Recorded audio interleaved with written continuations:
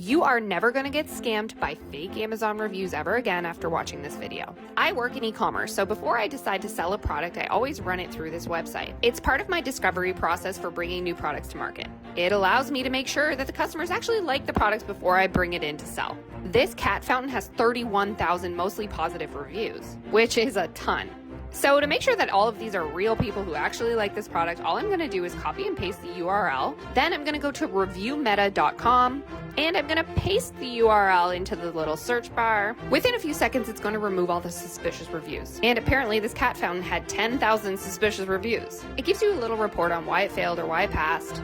But even after removing those, it maintains a 4.3 out of 5. And I'm going to consider that a pass. I would sell this product and I would also buy it. If you're looking to get into a career in e-commerce, I actually wrote a full guide, provided my manufacturing hookups, and I even wrote you the free business plan. Don't forget to use this next time you're shopping on Amazon.